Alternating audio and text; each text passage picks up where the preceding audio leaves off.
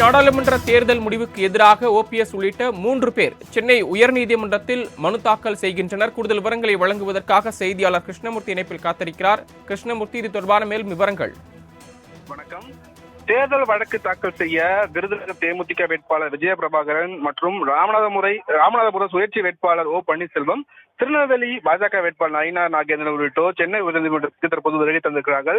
மக்களவைத் தேர்தலில் விருதுநகர், ராமநாதபுரம், திருநெல்வேலி தொகுதிகளில் திமுக, காங்கிரஸ் வேட்பாளர்கள் வெற்றி பெற்றதாக அறிவிக்கப்பட்டதை எதிர்த்து தற்போது இந்த வழக்கு தாக்கல் செய்ய இருக்கிறார்கள். குறிப்பாக திருநெல்வேலி எம்பி தொகுதியில் திமுக கூட்டணியில் இந்திய காங்கிரஸ் கட்சி சார்பில் போட்டியிட்ட சி. ராபர்ட் புரூஸ் 5,02,296 வாக்குகளை பெற்ற நிலையில், பாஜக சார்பில் போட்டியிட்ட நயினார் நாகேந்திரன் 3,36,676 வாக்குகளை பெற்று தோல்வி அடைந்தார். 1,65,000 குறிப்பாக 620 வாக்குகள் வித்தியாசத்தில் ராபர்ட் புரூஸ் வெற்றி பெற்றிருந்தார். விருதுநகர் எம்பி தொகுதியில் இதேபோல் 3,85,256 வாக்குகளை பெற்ற நிலையில், பாஜக கூட்டணியில் தேமுதிக சார்பில் போட்டியிட்ட அதன் நிறுவன தலைவர் விஜயகாந்தின் மகன் விஜயபிரபாகரன் 3,80,877 வாக்குகளை பெற்று தோல்வியடைந்திருந்தார். 4,379 வாக்குகள் என்ற குறைவான வாக்குகளுடன் வித்தியாசத்தில் மாணிக்கம் தாகூரிடம் வெற்றி பெற்றிருந்தார்.